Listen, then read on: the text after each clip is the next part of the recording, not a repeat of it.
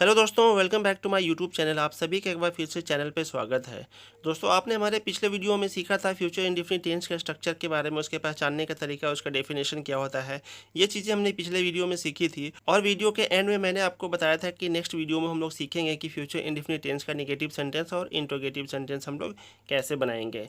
तो मैं आज का ये वीडियो लेकर के आया हूँ आप लोगों के लिए। इसमें हम लोग सीखेंगे कि हम लोग फ्यूचर इंडेफिनिट टेंस का नेगेटिव सेंटेंस और इंट्रोगेटिव सेंटेंस कैसे बनाएंगे।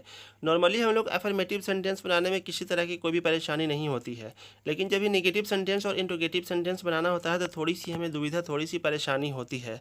तो आज के इस वीडियो को देखने के बाद आपको वो सारी दुविधा, सारी कन्फ्यूजन दूर हो जाएगी। इसलिए आप लोग वीडियो के एंड तक बने रहिएगा, कहीं जाइएगा नहीं, वीडियो को पूरा देखें। और आज हम लोग सीखेंगे कि नेगेटिव सेंटेंस क्या होता है, उसका स्ट्रक्चर क्या होता है, इंट्रोगेटिव सेंटेंस क्या होता है, हम लोग कैसे बनाएंगे, उसका स्ट्रक्चर क्या होता है। सारी कन्फ्यूजन, सारी हम लोग प्रॉब्लम को दूर करेंगे आज के इस वीडियो में। तो आप लोग वीडियो के एंड तक बने रहिए। तो दोस्तों, आइए हम लोग शुरू करते हैं और सबसे पहले हम लोग नेगेटिव सेंटेंस सीख लेते हैं। तो जैसा कि आप लोग जानते हैं कि नेगेटिव सेंटेंस का मतलब होता है नकारात्मक वाक्य। जिस किसी भी वाक्य में ना, नहीं, कभी नहीं, इस तरह के भाव आते हैं तो उसे हम लोग नेगेटिव सेंटेंस कहते हैं। नॉर्मली ऐसे सेंटेंसेज में क्या होता है, कोई भी काम को नहीं करने को कहा जाता है या नहीं होने को कहा जाता है, तो इस तरह का सेंटेंस नेगेटिव सेंटेंस होते हैं। अभी हम लोग फ्यूचर इंडेफिनिट टेंस सीख रहे हैं, तो फ्यूचर इंडेफिनिट टेंस में हम लोग नेगेटिव सेंटेंस कैसे बनाएंगे, उसका स्ट्रक्चर क्या होगा, ये हम लोग देख लेते हैं।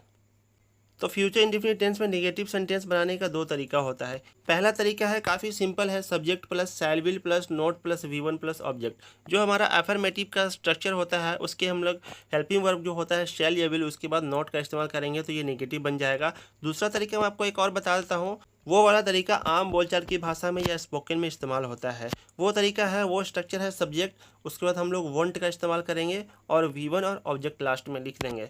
वॉन्ट हो गया, ये विल नोट या शैल नोट का शॉर्ट फॉर्म होता है। हम लोग यहाँ पे शैल नोट का इस्तेमाल नहीं करेंगे, आई वी के साथ भी वॉन्ट का इस्तेमाल होगा। जैसे कि I want go there, you want come here, इस तरह के सेंटेंसेस हम लोग आम बोलचाल की भाषा में स्पोकन इंग्लिश में यूज करते हैं। अभी हम लोग कुछ एग्जाम्पल देखेंगे जिससे हम लोग समझ जाएंगे और इसका कॉन्सेप्ट हमें पूरी तरह से क्लियर हो जाएगा। तो यहाँ पे मैंने दोनों एग्जाम्पल लिया है। पहला एग्जाम्पल है they will not go there, इसका हिंदी में ट्रांसलेशन हो जाएगा कि वे लोग वहाँ नहीं जाएंगे। इसको हम लोग इस तरह से भी बोल सकते हैं कि दे वॉन्ट गो देयर, वे लोग वहाँ नहीं जाएंगे। दूसरा एग्जाम्पल हमने लिया है she will not right a poem, वह एक कविता नहीं लिखेगी। तो यहाँ पे देखिए, सबसे पहले सब्जेक्ट को हमने लिखा है, उसके बाद विल और नोट हमने लगा दिया है, और राइट हो गया हमारा वर्ब और पोएम हो गया ऑब्जेक्ट। तो बिल्कुल उसी स्ट्रक्चर पे है, सब्जेक्ट प्लस विल या शैल plus note plus V1 plus object. और दूसरा तरीका जो मैंने आपको बताया था, जो स्पोकन इंग्लिश में हम लोग यूज़ करते हैं, she won't right a poem, वह एक कविता नहीं लिखेगी। तो यहाँ पे हमने सब्जेक्ट सबसे पहले लिखा है, उसके बाद वोंट का इस्तेमाल किया है। विल और नोट का शॉर्ट फॉर्म होता है वोंट, और राइट हमारा वर्ब है, पोएम हमारा ऑब्जेक्ट है। इस तरह से हम लोग सेंटेंस बना सकते हैं नेगेटिव सेंटेंस का। तो दोस्तों, उम्मीद करता हूँ कि आप लोग नेगेटिव सेंटेंस का कॉन्सेप्ट समझ गए होंगे, आपको किसी तरह की कोई भी प्रॉब्लम अब नहीं होगी। तो अब आप लोग को मैं एक टास्क देता हूं कि आप नेगेटिव सेंटेंस का कम से कम 10-12 सेंटेंसेज अपने से खुद से बनाइए, कॉपी पे नोट डाउन करिए और प्रैक्टिस कीजिए। इससे आपको पूरी तरह से समझ में आ जाएगी। अगर आपको कोई भी दिक्कत होती है तो आप वीडियो को रिपीट करके देख सकते हैं या फिर कमेंट बॉक्स में कमेंट करके बेहिचक पूछ सकते हैं।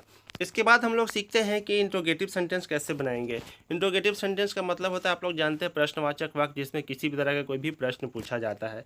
तो इसका हम लोग सबसे पहले बेसिक सा स्ट्रक्चर देख लेते हैं। बहुत ही सिंपल सा स्ट्रक्चर है। जो हमारा हेल्पिंग वर्ब होता है शैल या विल, उसको हम लोग सब्जेक्ट के पहले लिख देंगे, उसके बाद सब्जेक्ट को लिख देंगे, फिर हम लोग वर्ब के फर्स्ट फॉर्म और लास्ट में ऑब्जेक्ट को लिख देंगे। बहुत ही सिंपल सा स्ट्रक्चर है। इसी स्ट्रक्चर के बेस पे सारे सेंटेंसेस बनाएंगे हम लोग। इसका हम लोग एग्जांपल देख लेते हैं। एग्जांपल से हमें पूरी तरह से समझ में आ जाएगा और पूरा हमें क्लियर हो जाएगा। पहला एग्जांपल है will you come to my home, क्या तुम मेरे घर आओगे। देखिए, विल हमने सबसे पहले लिख दिया सब्जेक्ट के पहले, उसके बाद सब्जेक्ट को लिख दिया, वर्ब के फर्स्ट फॉर्म को लिख दिया, और उसके बाद बाकी चीज़ें जो ऑब्जेक्ट वगैरह होती है उसको हमने लिख दिया। Will you come to my home, क्या तुम मेरे घर आओगे। दूसरा एग्जांपल है shall we go to the market, क्या हम लोग मार्केट जाएंगे। तो यहाँ पे शैल वी के साथ शैल का इस्तेमाल किया जाता है, तो शैल को लिखा हमने, और चूंकि इंट्रोगेटिव है तो इसको सब्जेक्ट के पहले लिखा है, और गो हमारा वर्ब है, और उसके बाद हमने लास्ट में बाकी चीज़ें लिख दी। Shall we go to the market, क्या हम लोग बाजार जाएंगे। Will she read a poem in class, क्या वह क्लासरूम में एक कविता पढ़ेगी। यहाँ पे भी सेम वही है, विल हेल्पिंग वर्ब है, सब्जेक्ट शी है, रीड हो गया V1, और बाकी चीज़ हमने लास्ट में लिख दी। पोएम ऑब्जेक्ट हो गया, और क्लास में को हमने इन क्लास या इन द क्लास भी हम लोग लिख सकते हैं। इंट्रोगेटिव सेंटेंस हम लोग इस तरह से बनाते हैं। अभी आपको यहाँ पे भी मैं एक टास्क देता हूँ कि आप लोग इंट्रोगेटिव सेंटेंस बनाने के लिए अपने कॉपी पे कम से कम 10-12 सेंटेंसेज इसी स्ट्रक्चर के बेस पे बनाएंगे। अब बात आती है इंट्रोगेटिव सेंटेंस की, तो WH वर्ड्स वाले भी तो क्वेश्चन होते हैं जिनमें सेंटेंस के बीच में कब, क्यों, कहाँ, किस लिए वगैरह लगा हुआ रहता है। तो इस तरह का सेंटेंसेस का ट्रांसलेशन हम लोग कैसे करेंगे ये भी हम लोग सीख लेते हैं, क्योंकि ये भी जानना काफ़ी ज़रूरी है। अभी क्या हमने इंट्रोगेटिव सेंटेंस का स्ट्रक्चर सीखा था, उसमें शैल या विल को हम लोग सबसे पहले लिखते थे सब्जेक्ट, उसके बाद लिखते थे, उसके बाद V1 और ऑब्जेक्ट। तो WH क्वेश्चन वर्ड्स वाला जो इंट्रोगेटिव सेंटेंस है उसका भी कुछ ज़्यादा ही डिफिकल्ट नहीं है। हम लोग क्या करेंगे, शैल या विल के पहले WH वर्ड्स लगा देंगे, उसके बाद शैल विल, फिर सब्जेक्ट, फिर V1 और फिर ऑब्जेक्ट को लिख देंगे। इसका भी सिंपल सा स्ट्रक्चर है, आप लोग थोड़ा सा ध्यान से देख लेंगे तो सीख जाइएगा। अब इसको हम लोग एग्जाम्पल में इस्तेमाल करेंगे तो पूरी तरह से हमें क्लियर हो जाएगा। अभी यहाँ पर मैंने पहला एग्जाम्पल लिया हुआ है, why will you come here, तुम यहाँ क्यों आओगे।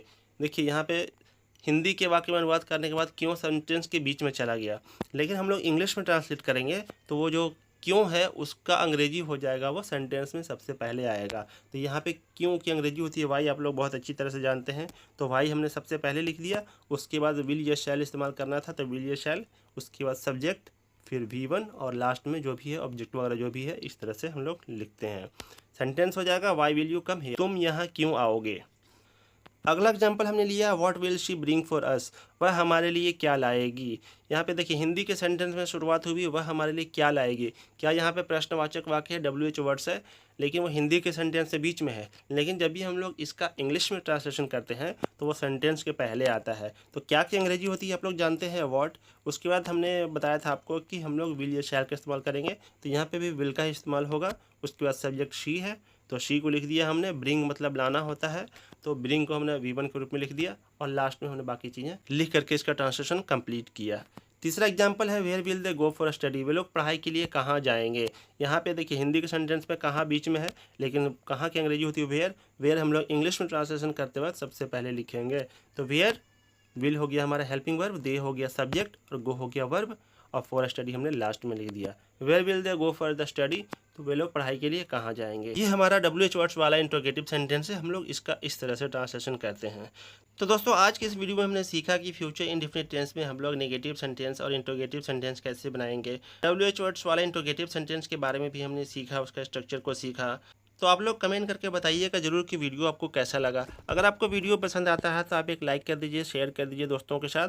अगर आप चैनल पर नए हैं तो चैनल को सब्सक्राइब कीजिए, इससे हमें काफ़ी मोटिवेशन मिलती है और इसी तरह के नए नए इन्फॉर्मेटिव और काफ़ी नॉलेजेबल वीडियो बनाने में हमें काफ़ी मदद मिलती है, काफ़ी हौसला मिलता है। इस वीडियो में इतना ही, हम लोग नेक्स्ट वीडियो में सीखेंगे कि हम लोग फ्यूचर इंडेफिनिट टेंस में ट्रांसलेशन कैसे करेंगे।